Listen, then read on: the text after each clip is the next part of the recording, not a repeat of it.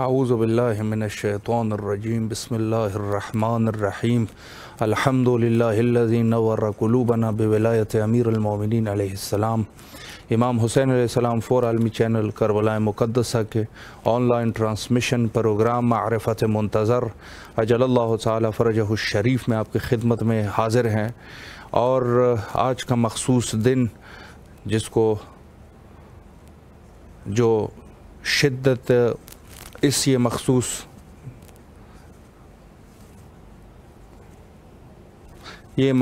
دن جو کہ انتہائی جس کو کہا جائے کہ ایک ان ایام میں سے ہے جن کو ایام غم کہتے ہیں، اور اس ایام غم میں سے آج 19 ماہ رمضان جو کہ روز ضربت حضرت امیر المومنین علیہ السلام ہے، لہٰذا اس مناسبت سے تمام شیعیان تمام جہان تشیع کو اور بالخصوص اپنے وارث حقیقی حضرت امام زمان علیہ السلام کی خدمت میں تسلیت اور تعزیت پیش کرتے ہیں۔ عظیم دن ہے، اور اس شہادت کی جو وجہ علماء نے بیان فرمائی اور دوسرے محققین اور دانشور، بلکہ یہ کہا جا سکتا ہے کہ کچھ دین کے عبارتوں میں سے اور متون مقدسہ میں سے یہ چیز ان کا نتیجہ نکلا۔ فرمایا قتل علی فی محراب عبادتہ لشدت عدلہ، فرمایا کہ حضرت امیر المومنین علیہ السلام جو کہ محراب عبادت میں شہید ہوئے، کس وجہ سے؟ فرمایا کہ شدت عدالت کی وجہ سے، چونکہ عدالت اس قدر وہ شدت تھی عدالت میں، اس قدر سختی سے وہ عدالت کو برپا کرنے والے تھے، عدالت کو رائج کرنے والے تھے کہ آپ علیہ السلام کی شہادت واقعہ ہوئی۔ تو پس ایک چیز جو اس کی شہادت کی تھی، ایک چیز جو حضرت امیر المومنین کی شہادت میں نمایاں ہے، اور جس کا نتیجہ یہ ہے کہ کیوں حضرت امیر المومنین علیہ السلام شہید ہوئے، تو اس سوال کا جواب یہ ہے کہ چونکہ ریاست اسلامی میں جس کا حکمران حضرت امیر المومنین علیہ السلام ہے، حکمران اس قدر عادل ہے، عدالت کی انتہا ہے، لوگ عدالت سے ظالمین عدالت سے تنگ آ کے انہوں نے اپنے خلیفہ وقت امام الوقت کو شہید کیا۔ یہ اس کا صحیح جواب ہے، چونکہ یہاں تک کہ اس زمانے کے سب سے بڑے دشمن جو حضرت امیر المومنین علیہ السلام کے تھے معاویہ تھے۔ جب معاویہ کے سامنے ایک شخص گیا اور اس نے کہا کہ میں یہ شخص ذرا جلدی سے وہاں گیا چونکہ اس نے شہادت حضرت امیر المومنین کی خبر دینی تھی اور اس کے بدلے میں زر اور انعام وغیرہ وصول کرنے تھے، تو یہ شخص جب معاویہ کے سامنے گیا اور معاویہ سے انہوں نے کہا کہ حضرت امیر المومنین علیہ السلام شہید ہوئے، سب سے پہلے تو انہوں نے مقدمہ باندھا، اس نے کہا ایک ایسی خبر آپ کے لیے لے کے آیا ہوں کہ جب آپ سنیں گے تو آپ باغ باغ ہو جائیں گے، بڑے خوش ہو جائیں گے، اور اس کے عوض آپ مجھے انعام دیں گے۔ تو معاویہ نے کہا کہ آپ بتا دیں کیا خبر ہے، تو انہوں نے کہا حضرت امیر المومنین علیہ السلام شہید ہوئے ہیں، یا اس آدمی کا یہ کہنا تھا۔ تو معاویہ خوشی کے بجائے وہ پریشان ہوئے، اس نے کہا یہ مت کہو کہ حضرت امیر المومنین علیہ السلام شہید ہوئے ہیں، بلکہ کہو عدالت شہید ہوئی ہے، عدالت ختم ہوئی ہے، چونکہ عین ہی وجود علی کا وجود عدالت۔ تو پس یہیں سے آپ اندازہ لگا سکتے ہیں کہ اگر اس سوال کا جواب، یقیناً سب کو اس سوال کا جواب آتا بھی ہے، لیکن چونکہ ظاہر ہے کہ ان چیزوں کو بار بار دہرانا ہوتا ہے، تو دہرانے کی یہ ہے کہ اس کا جواب جو کہ علماء شیعہ نے اور دانشوران شیعہ نے اور وہ لوگ جو دین کی سمجھ بوجھ رکھتے تھے، انہوں نے یہی کہا کہ عدالت جو ہے وہ وجہ بنی کہ حضرت امیر المومنین علیہ السلام کی شہادت واقعہ ہوئی۔ اور وہ شخصیت جن کے احسانات کا اسلام اور مسلمانوں پر ان کے جتنے ان کے احسانات ہے اور جتنی انہوں نے اسلام کے لیے جو تکلیفیں برداشت کی اور جو خدمات ہے، وہ کسی سے ڈھکی چھپی نہیں ہے۔ انشاءاللہ العزیز گفتگو کا سلسلہ ہوتا رہے گا۔ آج کے ہمارے معزز مہمان حجت الاسلام المسلمین علی جناب مولانا آفتاب حیدر زینبی صاحب نجف اشرف سے ہمارے ساتھ موجود ہے۔ انشاءاللہ العزیز گفتگو کا سلسلہ آگے سے آگے بڑھاتے ہیں۔ کچھ نیٹ کا مسئلہ ہے، انشاءاللہ العزیز دوبارہ سے کوشش کرتے ہیں کہ مولانا سے رابطہ کیا جائے اور اس گفتگو کو آگے بڑھایا جائے۔ البتہ گفتگو جو ہے جتنی بھی کی جائے حضرت امیر المومنین علیہ السلام پر یا حضرت امام زمان علیہ السلام پر کم ہے، مخصوصاً یہ دن جو ہے وہ ظاہر ہے کہ حضرت امیر المومنین علیہ السلام سے منسوب ہے، بلکہ یہ پورا ہفتہ، اس ہفتے کا نام ہی حضرت امیر المومنین علیہ السلام کا ہفتہ ہے۔ تو اس میں چونکہ 21 کو پھر شہادت کی تاریخ ہے اور رات جو ہے رات کو شب ضربت تھی، تو یہ پورے کے پورے دن ایام غم ہے، شیعوں کے لیے ایام غم ہے۔ شیعہ مذہب کے علماء 2 دن کو چھٹی کیا کرتے تھے، یہ جملہ غور اور فکر کے لائق جملہ ہے۔ باقی سب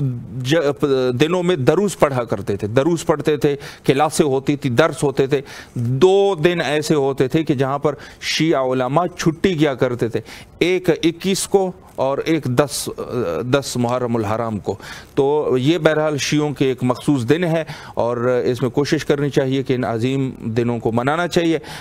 ہمارے ساتھ آج کے مہمان ہے علی جناب مولانا آفتاب حیدر زینبی نجف اشرف سے۔ انشاءاللہ العزیز بحث کو ان کے ساتھ آگے بڑھاتے ہیں اور ان کے علم سے استفادہ کرتے ہیں۔ السلام علیکم ورحمۃ اللہ وبرکاتہ۔ وعلیکم السلام ورحمۃ اللہ وبرکاتہ۔ قبلہ خیریت سے ہے انشاءاللہ؟ الحمدللہ، شکر خدا ہے۔ سب سے پہلے تو آج کے دن کے مناسبت سے آپ کی خدمت میں تسلیت عرض کرتے ہیں اور امام حسین علیہ السلام ٹی وی کی طرف سے آپ کے نہایت ہی ممنون اور مشکور ہے کہ مصروفیات کے باوجود اس مخصوص دن پر آپ تشریف لائے اور ہمیں خدمت کا یہ موقع فراہم فرمایا۔ میں بھی آپ تمام اراکین قناۃ امام حسین کربلا مقدسہ کا بےحد ممنون و مشکور ہوں کہ حقیر کو ایک بار پھر آپ نے عالم اسلام، مومنین اور سامعین سے خطاب کرنے کا موقع عنایت فرمایا۔ اور آج جن ایام سے ہم گزر رہے ہیں وہ ایام غم سے مشہور ہیں، جو صبح ضربت سے لے کے یہ وہ ایام چل رہے ہیں جو امام امیر المومنین مولا کائنات، امیر ممکنات، حلال مشکلات حضرت امیر المومنین علیہ السلام کی شہادت کے ایام ہیں اور ضربت کے ایام چل رہے ہیں۔ بہت ہی غمناک تاریخ ہے، خصوصاً شیعوں کے لیے، عالم تشیع کے لیے اور عام طور سے سارے مسلمانوں کے لیے، خاص طور سے ان بیواؤں، بے کسوں اور یتیموں کے لیے جن کا سہارا، جن کے سر سے باپ کا سایہ گزر گیا ہے۔ امیر المومنین صرف ایک فرد بشر یا ایک قبیلے اور خاندان سے تعلق رکھتے تھے، بلکہ سارے عالم اسلام اور عالم تشیع کے ہادی اور رہبر تھے اور پیغمبر سچے خلیفہ اور جانشین تھے۔ تو میں اس ایام غم کی مناسبت سے سارے عالم اسلام، علماء کرام کو تسلیت اور تعزیت پیش کرتا ہوں، خصوصاً اپنے زمانے امام مہدی اجل اللہ تعالی فرجہ شریف کی خدمت میں ان کے جد نامدار حضرت امیر المومنین کی شہادت اور اس غمناک واقعات کا پرسہ پیش کرتا ہوں اور دعا گو ہوں کہ پروردگار ہمارے اس پرسے کو قبول فرمائے اور امام زمانہ کے ناصرین میں شمار فرمائے۔ الہی آمین۔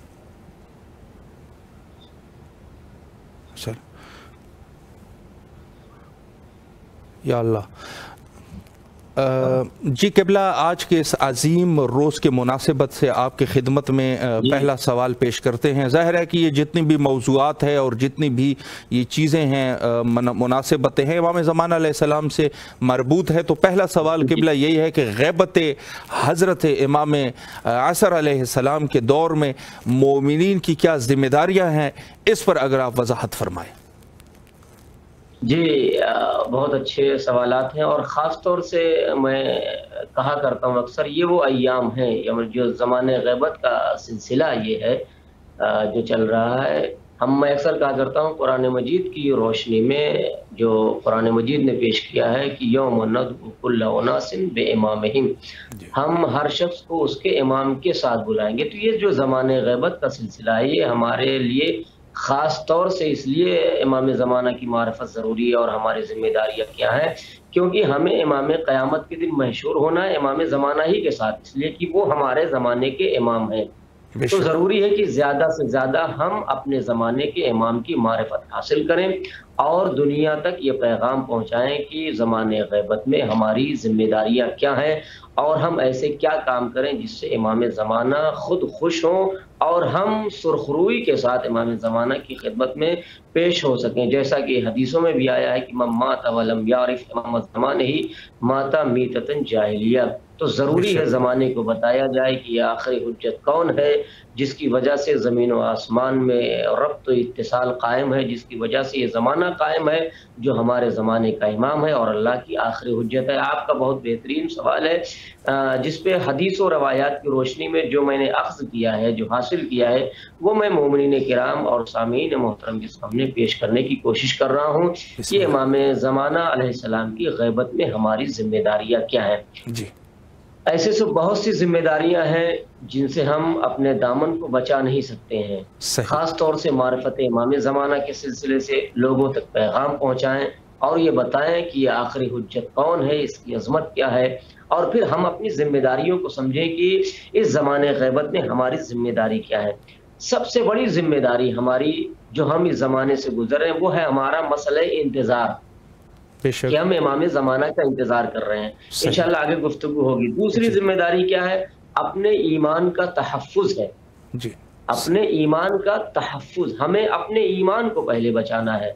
اور اس طرح امام زمانہ کے سامنے پیش ہونا ہے تاکہ ہم اپنے ایمان کے بچانے کے ساتھ ساتھ امام زمانہ کی خوشی کا باعث بھی بن سکیں۔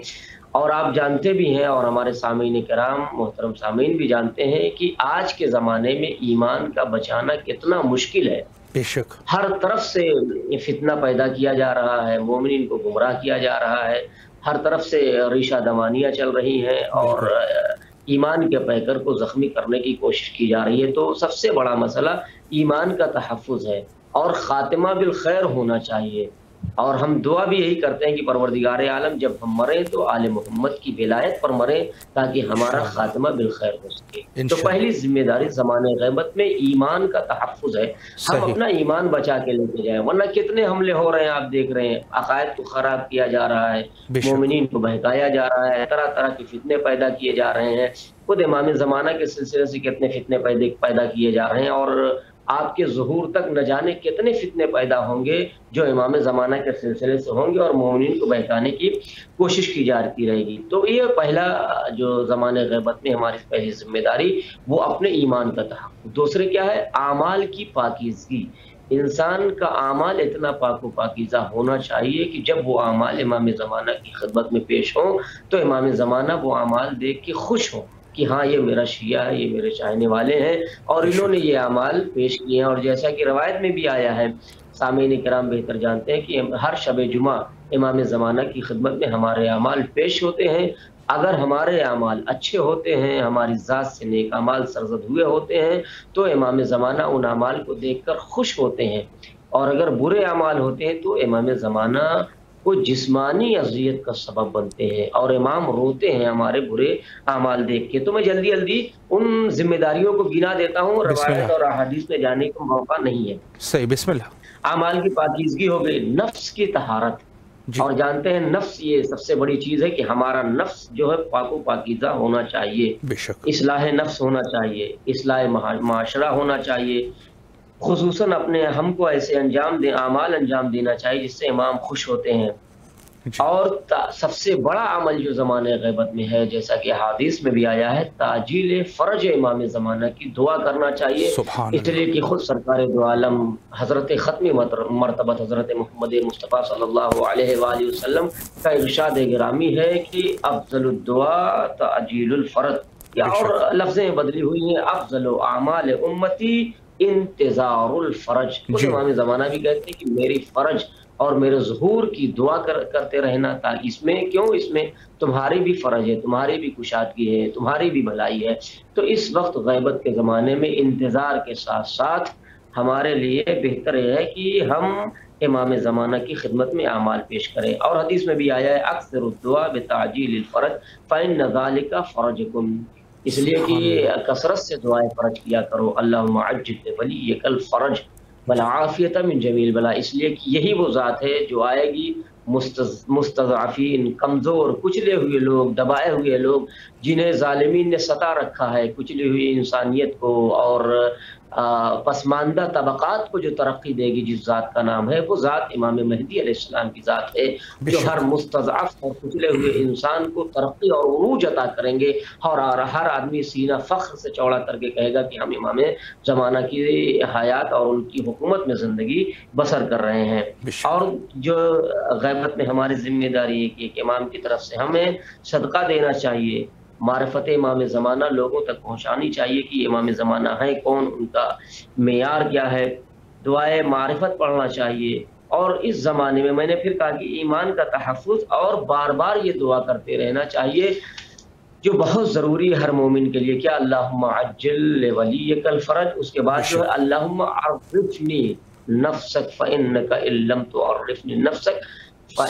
इस तरह ये जो दुआ है इसको पढ़ते रहना चाहिए। क्यों? इसलिए कि अगर हमें इमाम ज़माना की सच्ची मारिफत हासिल नहीं हुई तो हम ज़ललतु अन दीनी, आखिर में आया है कि हम अपने दीन से गुमराह हो जाएंगे। इसलिए कि ज़माने की इमामत की मारिफत के बगैर जो मर जाएगा वो गुमराह मरेगा।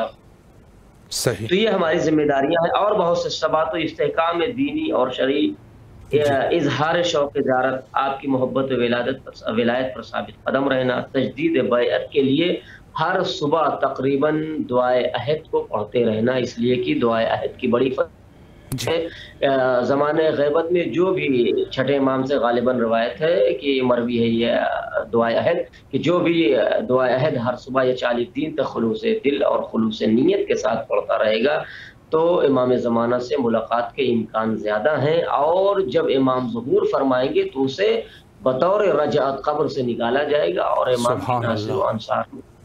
होगा। दुआ अहद और आली मज़ामीन पे क्या कहना, कितने आली मज़ामीन हैं उस दुआए अहद में, पढ़ने से आँखें तर भी हो जाती हैं, दिल ईमान ताज़ा हो जाता है, क़ल्ब नूर इमामत से मुनव्वर हो जाते हैं, आंखें नूर बसीरत से भर जाती हैं, और ऐसा पता चलता है कि हाँ कोई हस्ती है जिसका हम इंतज़ार कर रहे हैं, जब वो आएगी तो कायनात को ऐसे ही अदल व इंसाफ से भर देगी जिस तरीके से वो जुल्म व जौर से भरी हुई होगी। और सारी चीज़ें इमाम को खुश करने के लिए, अब ये सारी चीज़ें जो मैंने मुख्तसर ग़ैबत के सिलसिले से बयान की कि हमारी जिम्मेदारियां ये हैं और इनको बखूबी अंजाम देना चाहिए। जी जी बेशक बिल्कुल जी क़िबला, बड़ी अच्छे तरीके से आपने ज़िम्मेदारियों की तरफ इशारा फरमाया, और उसमें से इब्तिदा में आपने इशारा फरमाया कि इंतज़ार इमाम ज़माना अलैहिस्सलाम भी एक ज़िम्मेदारी है मोमिन की। तो इसी से मैं सवाल करना चाहता हूँ कि इंतज़ार का मफ़हूम और इंतज़ार की हकीकत, इस पर अगर आप रोशनी फरमाएँ कि ये असल में इंतज़ार जो है इसका मफ़हूम और असल माना और हकीकत क्या है। जी बिस्मिल्लाह।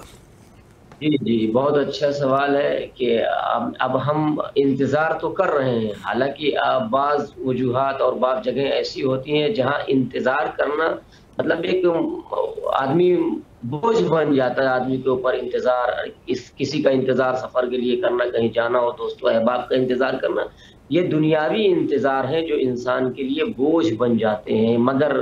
ज़माने ग़ैबत में इंतज़ार इमाम ज़माना में न जाने के इतनी मिठास है कि हम 1400 साल से उस मुंजी बशरियत और मुनक़िज़ इंसानियत का इंतज़ार कर रहे हैं, जिसकी सिफ़ात खुद खुदा ने भी बयान किए हैं, पैगम्बर इस्लाम ने बयान किए हैं, रिवायात ने भी बयान किए हैं। तो अब इंतज़ार के माना ये नहीं है। आपने बहुत सही सवाल किया कि इंतज़ार के क्या माने हैं। जी, इंतज़ार ये नहीं है कि क़ल्बी तौर से हम सिर्फ इंतज़ार कि हाँ इमाम ज़माना आएंगे, नहीं, इंतज़ार क़ल्ब के साथ, जहाँ हमारा दिल झुका हुआ है, हमारा क़ल्बी रुझान है कि हम इमाम ज़माना का इंतज़ार कर रहे हैं और उनकी मोहब्बत और उनका इंतज़ार दिल में बसाए हुए हैं, दिल में जगह दिए हुए हैं। तो उस क़ल्बी इंतज़ार के साथ साथ ज़रूरी है कि हम अपने अमल से ये इजहार करें कि हाँ हम किसी सच्चे और हकीकी वारिस का इंतज़ार कर रहे हैं जो आएगा तो कायनात को अदल व इंसाफ से भर देगा, और वो मुंजी बशरियत है, इमाम ज़माना है, हुज्जत खुदा है, कायनात को عظیم کامیابی سے ہمکران کرنے والا ہے، اور انسانیت اور عالم بشریت کی اس کشتی کو جو اس وقت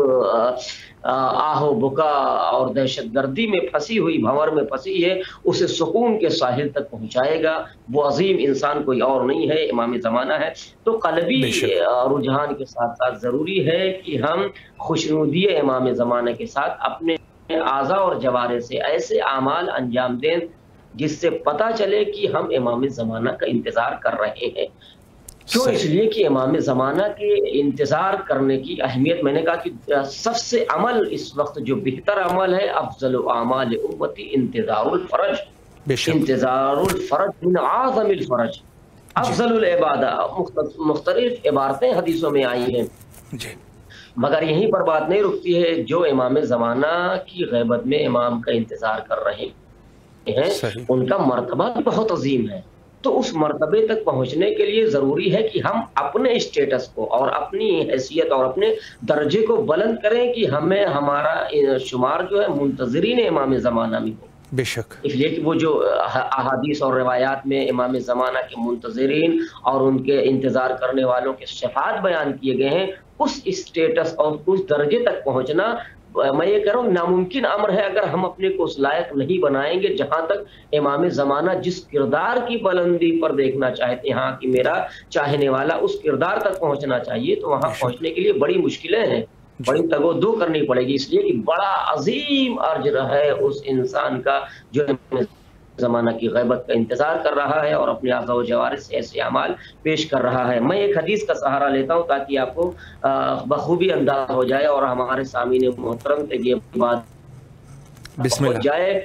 سننے والوں تک، بسم اللہ، کہ انتظار ان کی حیثیت کیا ہے، وقار کا ہے، ان کا مرتبہ اور ان کا درجہ کیا ہے۔ امیر المومنین، مولا کائنات، غالب کل غالب، جن کی شہادت کے ایام چل رہے ہیں، اس عظیم ہستی نے بھی امام زمانہ کے سلسلے سے ارشاد فرمایا۔ کیا امام فرماتے ہیں؟ منتظر جو انتظار کر رہا ہے غیبت کے زمانے میں، امام کا اس کا مرتبہ کیا ہے۔ میں یہ حدیث کا صرف ایک ٹکڑا پیش کر رہا ہوں، زیادہ تفصیلی بحث نہیں کرنا چاہتا، جانا چاہتا۔ امیر المومنین علیہ السلام فرماتے ہیں: المنتظر لامرنا کالمتشہد بدمہ فی سبیل اللہ۔ میں ایک لفظ کی اگر تشریح کروں گا تو زیادہ وقت ہو جائے گا، مختصر تشریح کر رہا ہوں کہ امیر المومنین فرماتے ہیں المنتظر، ہمارا انتظار کرنے والا، کس کا؟ لامرنا، ہمارے قائم کا انتظار کرنے والا، ہمارے امر کا انتظار کرنے والا۔ یہاں امام زمانہ مراد ہے امر سے، ہمارے حکم کا اور ہماری حجت کا انتظار کرنے والا کیسا ہے، اس کا ثواب کیا ہے، اس کا مرتبہ کیا ہے؟ کل متشہد بدمہ فی سبیل اللہ، اللہ اکبر۔ وہ اسی طرح ہے جیسے ایک آدمی، آپ دیکھیے کتنی عظمت امیر المومنین علیہ السلام بیان کرتا، کتنا مرتبہ ہے صرف انتظار کرنے والا۔ اب اگر ہم اس طریقے سے امام زمانہ کا انتظار کر طریقے سے ائمہ چاہتے ہیں، جس طریقے سے امام زمانہ چاہتے ہیں، پھر تو ہمارا کیا مرتبہ ہوگا کوئی پہچان ہی نہیں سکتا۔ اور آگے بھی حدیثیں آئیں گی، امام فرماتے ہیں کہ ہمارے امر کا انتظار کرنے والا ایسے ہی جیسے فی سبیل اللہ، اللہ کی راہ میں جہاد کرنے والا اپنے خاک و خون میں خلطہ ہوتا ہے۔ جیسے ایک جہاد میں آدمی بدر کا مجاہد، احد کا مجاہد، خیبر کا مجاہد، خندق کا مجاہد، سچے جو مجاہدین اسلام تھے جو گئے ہیں اور پیغمبر اور امیر المومنین اور سارے ائمہ کے ساتھ رہ کر انہوں نے جہاد کیا ہے، ان اور خاک و خون میں وہ غلطہ ہوئے ہیں۔ کتنا مرتبہ ان کا مجاہدین کا، حدیثیں بھی ہیں، روایات بھی ہیں، فضل اللہ المجاہدین علی القائدین درجہ، ہم نے مجاہدین کو قائدین پر فضیلت دی ہے۔ اب کتنا درجہ اللہ فضیلت دے رہا ہے۔ تو اب سوچئے کہ امام زمانہ کا انتظار کرنے والا ایسا ہی ہے جیسے فی سبیل اللہ جہاد کرنے والا اپنے خاک و خون میں غلطہ ہوتا ہے۔ کیا فضیلت ہے انتظار کی، کیا مقام ہے منتظرین امام زمانہ کا، جو غیبت کے زمانے میں صاحب اسرار امام زمانہ کا انتظار کر رہے ہیں۔ یہ ایک حدیث ہے۔ اب آپ جانتے ہیں جہاد کا کیا مرتبہ، اور بہت سی حدیثیں ہیں۔ امام فرماتے، پیغمبر اسلام علیہ السلام خود ارشاد فرماتے، وہ بھی ایک حدیث کا ٹکڑا ہے، میں پوری روایت میں نہیں جانتا، اس میں بھی فرماتے ہیں پیغمبر کہ امام زمانہ کا انتظار کرنے والا کیسا ہے؟ کان کالضارب بین یدی رسول اللہ بالسیف، امام زمانہ اللہ اکبر، پیغمبر بے شک وہ ایسے ہی جیسے وہ تلوار کے ساتھ جہاد کر رہا ہو پیغمبر کے ساتھ رہ کے، اس کا ثواب ایسے جیسے بدر کے مجاہدین پیغمبر کے ساتھ لڑے، احد کے مجاہدین پیغمبر کے ساتھ لڑے، خندق کے مجاہدین پیغمبر کے ساتھ لڑے، اور ساری جنگوں کے لڑنے والے پیغمبر کے ساتھ جو لڑتے رہے، کیا مرتبہ ہے پیغمبر کے ساتھ کا، ان سے کہیں بھی کسی بھی درجے میں امام زمانہ کا انتظار کرنا، بلکہ بعض حدیثیں تو اس بات کی طرف اشارہ کرتی ہیں کہ امام زمانہ کا جو انتظار کر رہے ہیں ان کا عظیم ثواب بہت زیادہ ہے۔ ایک ثواب کی طرف اشارہ کر دوں کہ تاکہ یہ بات کو مکمل کر دوں، انتظار کے معنی، انتظار کی حیثیت، ہمارا ایمان اور عقیدہ۔ چوتھے امام فرماتے ہیں، ابھی سن لیجیے، غیبت کے زمانے میں نے ابتدا میں کہا تھا کہ ہماری غیبت میں ذمہ داریاں کیا ہے؟ ایمان کا تحفظ، صحیح جی، ولایت و وصایت و امام زمانہ پہ ثابت قدم رہنا،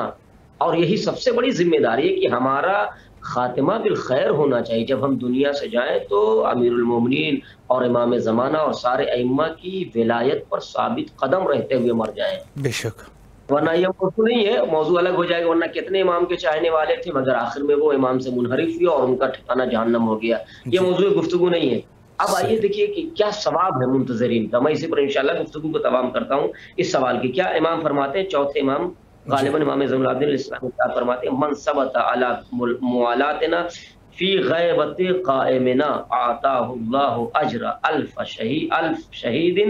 مثل شہداء بدر و احد۔ جی، امام زین العابدین علیہ السلام ارشاد فرماتے ہیں کہ جو ہماری ولایت پر ثابت قدم رہو، جی، ہمارے قائم کی غیبت کے زمانے میں، جو زمانہ چل رہا ہے غیبت کا، اس کا اجر کیا؟ جو صرف ثابت قدم ہے ہمارے امام زمانہ کی غیبت میں، جی، اگر وہ ثابت قدم ہے تو اس کا اجر کیا؟ اللہ اکبر، کیا اجر ہے، کیا ثواب ہے، کیا مرتبہ ہے منتظرین امام زمانہ کا، جو امام زمانہ علیہ السلام کی ولایت پر ثابت قدم ہے۔ آتاہ اللہ اجر الف شہید، اللہ اسے کا اجر عطا کرے گا، ایک شہید نہیں، 1000 شہید، وہ بھی شہید کون سے؟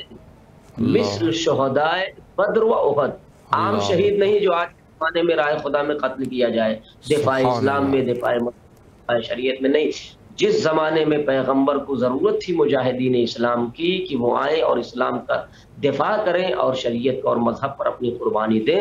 وہ بدر و احد کے شہداء جن کا کتنا عظیم ہے، پیغمبر کے ہم رکاب ہو کے انہوں نے اسلام کی طرف سے جہاد کیا اور مذہب کا دفاع کیا ہے، ان کے اجر کے برابر اللہ، ایک بدر کے صحابی نہیں، ایک بدر کے مقتول نہیں، ایک احد کے غازی کے برابر نہیں، 1000 شہداء بدر اور احد کے ثواب اور درجات کے برابر وہ آج کے امام زمانہ کے منتظرین امام زمانہ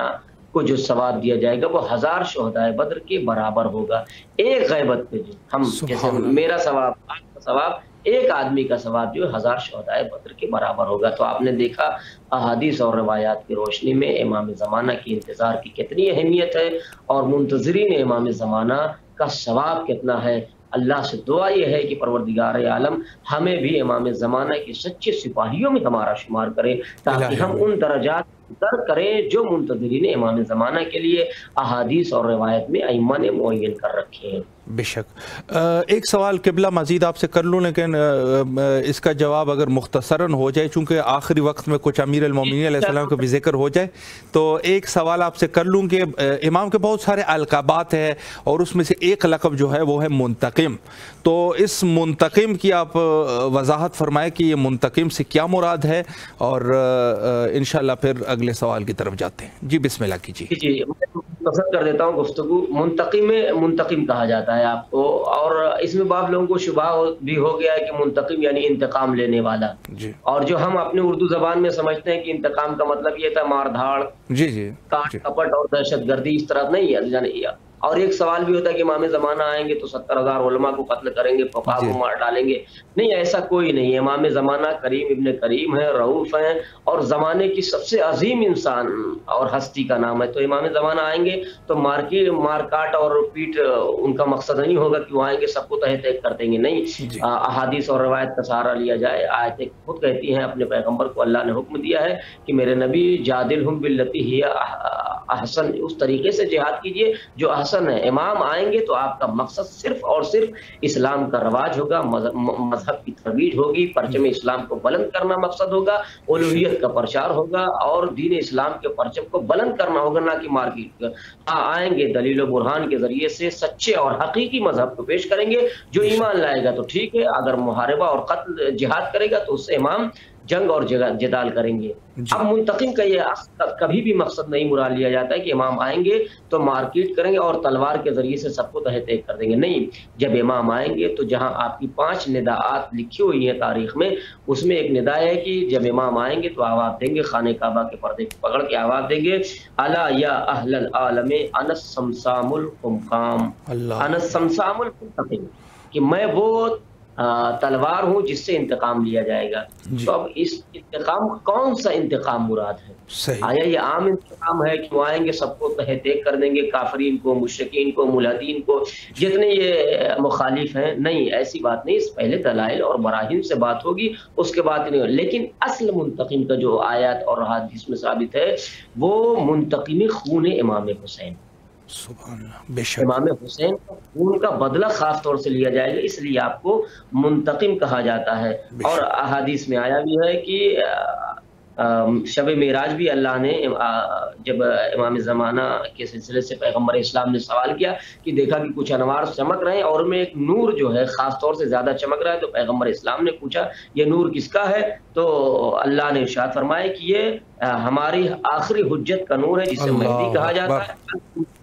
من اعدائی، اور یہ وہی میری آخری حجت ہے جس کے ذریعے سے میں اپنے دشمنوں سے انتقام لوں گا.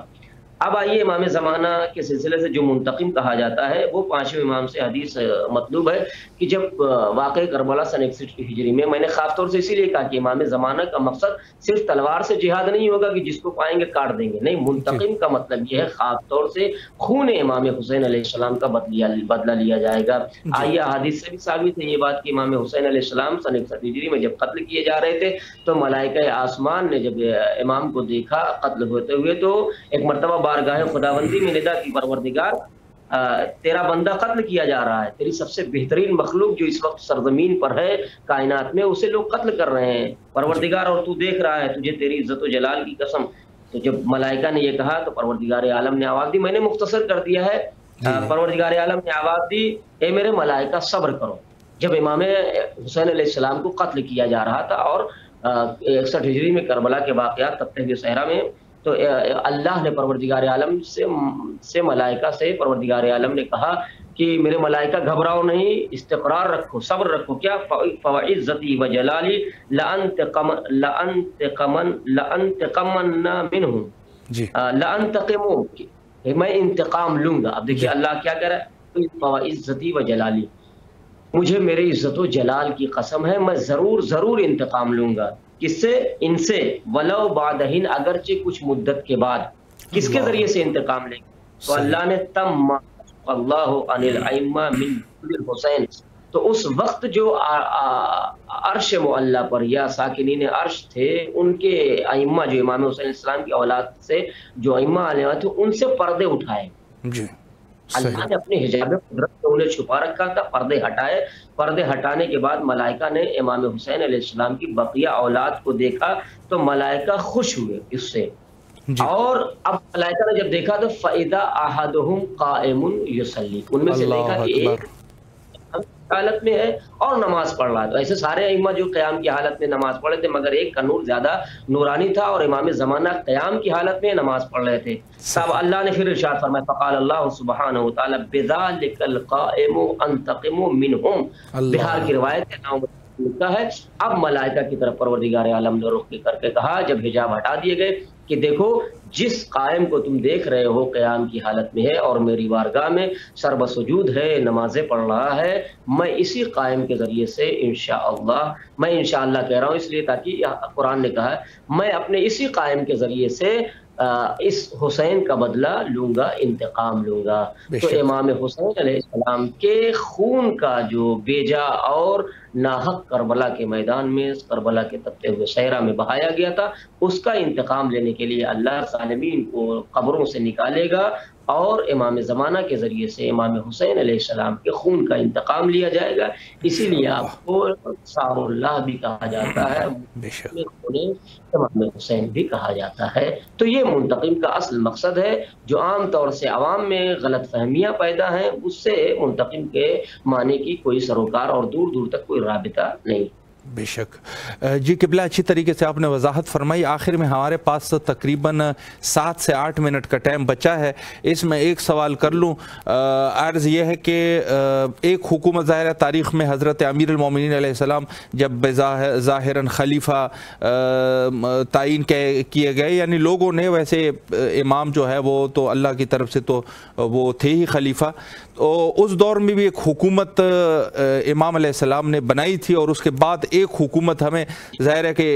पेशनगोइयों और हदीस में जो सिलसिला है इमाम ज़मान अलैहिस्सलाम के ज़हूर के बाद जो हुकूमत है, तो इन दोनों हुकूमत यानी हुकूमत हज़रत अमीर अल-मोमिनीन अलैहिस्सलाम और हुकूमत इमाम मेहदी अलैहिस्सलाम, इनका क्या तवाज़ुन है, इस पर अगर आप रोशनी डालें। जी जी जी क़िबला,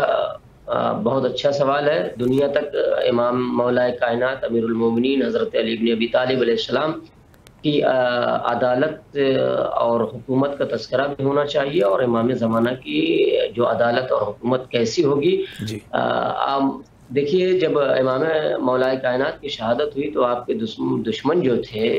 जिसे कह लीजिए अशद दुश्मन थे, उन्होंने भी आपकी शहादत के वक्त फरमाया था, क़ुतिला फ़ी मिहराबिही बिशिद्दति अदलिही। इमाम मौलाए कायनात जो कत्ल किए गए हैं वो अपनी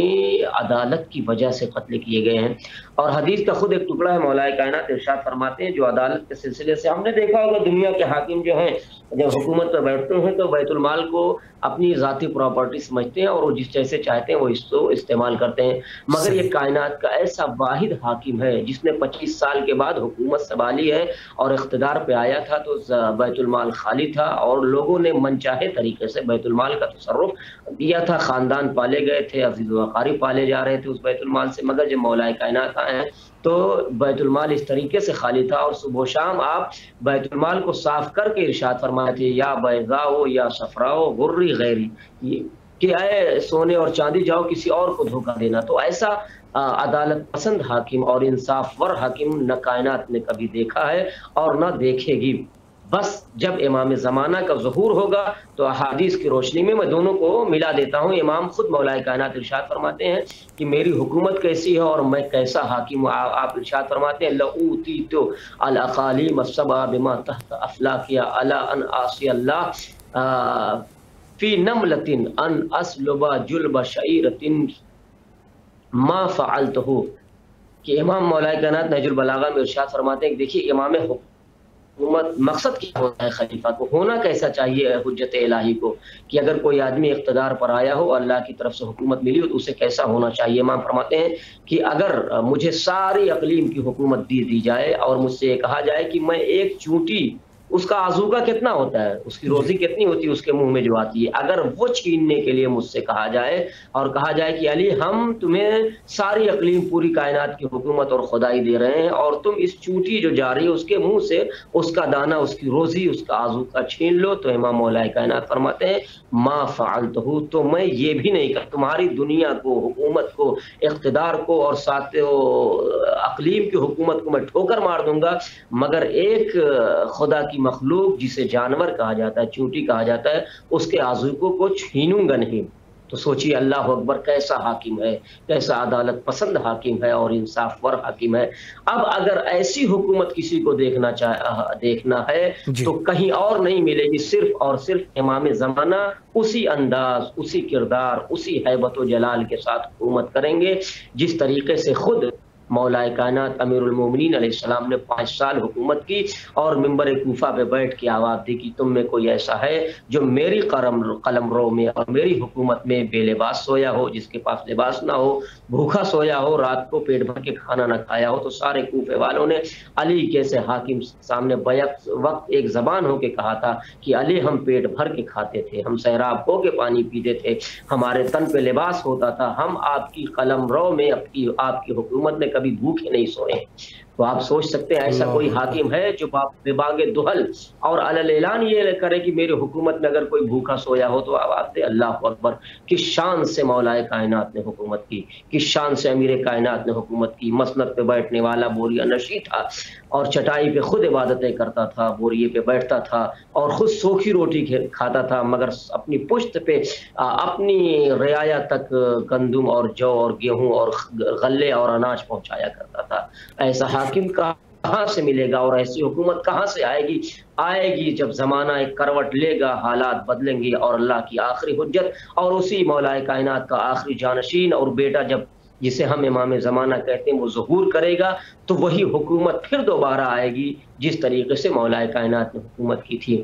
پھر اسی شان سے علی کی عدالت کا بول بالا ہوگا، علی کے انصاف کا نام لیا جائے گا کہ ہاں آج امام زمانہ ایسی حکومت کر رہے ہیں جیسی علی نے آج سے ہزاروں برس پہلے اپنے 5 سال میں مکے اور کوفے اور مدینے میں رہ کے حکومت کی تھی، جانشین نبی بن کے حکومت کی تھی۔ اس لیے حدیث کے بار بار فقرے چیخ کے آواز دے رہے ہیں کہ امام زمانہ کی حکومت کیسی ہوگی، امام زمانہ کی حکومت ایسی ہوگی۔ میں گفتگو کو تمام کر رہا ہوں، تبرکاً حدیث کو پیش کر رہا ہوں تاکہ ہمارے ناظرین کرام اور سامعین کرام تک یہ بات پہنچ جائے۔ قناة امام حسین کربلا کے توسط سے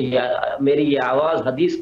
کی آواز کائنات کے ہر انسان تک پہنچ جائے کہ پروردگار عالم کہ جب آخری حجت آئے گی تو زمانہ کتنا پرامن ہوگا، ماحول کتنا شانتی والا ہوگا، ماحول کتنا سلو اور آشتی والا ہوگا کہ حدیث میں آتا ہے پیغمبر اسلام اپنے فرزند آخری حجت کے لیے ارشاد فرماتے ہیں کہ آخری حجت جب امام زمانہ ظہور کریں گے تو ماحول کیسا ہوگا کہ لو لم یبقى، بسم اللہ الرحمن الرحیم، پیغمبر ارشاد فرماتے ہیں لو لم یبقى من الدنیا الا یوم یطول اللہ ذلک اليوم حتی یبعث فیہ رجلا من اہل بیتی، میری اگر زمانے کا ایک دن بھی بچ جائے گا، لو لم یبقى، اگر ایک دن بھی باقی نہ رہے اور میری حجت، میرا فرزند کے ظہور میں ایک دن باقی رہے گا تو اللہ اس دن کو اتنا طولانی کرے گا یہاں تک کہ ایک مرد کو میری امت سے ظہور کرے گا جو ساری دنیا کو عدل و انصاف سے ایسی، اب یہ روایت کی فقرے بہت سی حدیثوں میں آئے ہیں کہ یملأ اللہ الارض عدلا کما ملئ الظلم و جورا، کہ اللہ زمین کو عدل و انصاف سے ایسے ہی بھر دے گا جیسے وہ ظلم و جور سے بھری ہوئی ہوگی، ہر طرف ظلم ہوگا، زیادتی ہوگی، دہشت گردی ہوگی، اور وہ آنے والا جب پردے غیبت کو چاک کر کے آئے گا، نور نرجس امام زمانہ فرزند عسکری جب آئے گا، ظہور فرمائے گا حجت خدا، تو ساری کائنات کو عدل و انصاف سے ایسے ہی بھرے گا جیسے ظلم و جور سے بھری ہوگی، ہر طرف عدل کا بول بالا ہوگا، پرچم اسلام بلند ہوگا، پرچم کفر و نفاق سرنگوں ہو جائے گا، اور ہر طرف الوہیت کا پرچار ہوگا، نبوت کی نبی کی نبوت ہوگی، اور امام زمانہ کا ہر طرف بول بالا ہوگا، ہر طرف امن و ایمان ہوگا، جیسے چاہے گا انسان زندگی بسر کرے گا۔ یہ امام زمانہ اور مولا کائنات کی حکومت کا اتصال تھا، جیسے وہ عادل تھے ویسے یہ بھی عادل ہوگا، جیسے وہ انصاف پسند تھے ویسے یہ بھی انصاف پسند ہوں گے۔ بے شک قبلہ مولا آپ کے توفیقات خیر میں اضافہ فرمائے، بہت ہی اچھی گفتگو فرمائی اور نہایت ہی مہم نکات پر آپ نے اشارہ فرمایا۔ ایک دفعہ پھر بھی امام حسین علیہ السلام ٹی وی کی طرف سے آپ کے نہایت ہی ممنون اور مشکور ہے کہ آپ یہاں تشریف لائے اور ہم اور تمام مومنین انشاءاللہ مستفید ہوئے۔ مولا آپ کو سلامت رکھے، کربلا مقدسہ میں آپ کے لیے دعا گو ہے، اور آپ سے بھی التماس سے دعا کرتے ہیں نجف اشرف میں ہمارے لیے دعا گو رہی ہے انشاءاللہ، اور اسی الفاظ کے ساتھ انشاءاللہ آپ سے اجازت چاہتے ہیں، فعلاً التماس دعا، فی امان اللہ، خدا حافظ۔ امیر المومنین علیہ السلام، عظم اللہ اجورنا اجورکم۔ جی شکریہ، السلام خیریاتم اللہ، مع السلام، فی امان اللہ، خدا حافظ، خدا حافظ۔ جی یہ تھے ہمارے ساتھ عالی جناب مولانا آفتاب حیدر زینبی،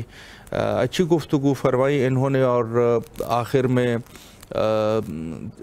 میں جو پیغام دیا وہ بھی نہایت ہی مہم پیغام کے، کس طریقے سے جو عدالت اگر قائم ہو سکتی ہے تو عدالت یا تو حضرت امیر المومنین علیہ السلام کی حکومت اور یا حضرت امام زمانہ علیہ السلام کی حکومت۔ البتہ اگر دیکھا جائے مختصراً ٹائم بھی ہمارا ختم ہو چکا ہے، اور یہ ہے کہ صرف اہل بیت میں دیکھا جائے تو ائمہ میں سے ان ہی دو اشخاص کے پاس، یعنی حضرت امیر المومنین کے پاس حکومت تھا، امام حسن مجتبیٰ علیہ السلام بھی کچھ وقت امام کے پاس کچھ حکومت آئی تھی، لیکن وہ شمار میں نہیں آتی چونکہ عرصہ بڑا کم تھا۔ تو ایک حضرت امیر المومنین علیہ السلام ہے، اور دوسری طرف جب حضرت امام زمانہ علیہ السلام جب ظہور فرمائیں گے تو اس وقت امام زمان علیہ السلام کی حکومت ہوگی، اور یہ حکومت جو ہے جیسے مولانا نے فرمایا کہ اس کے ساتھ ایک شباہت ان کی ہوگی، اور انشاءاللہ العزیز ظہور کے لیے ضرور دعا کرتے رہیے۔ اللہم عجل لولیک الفرج۔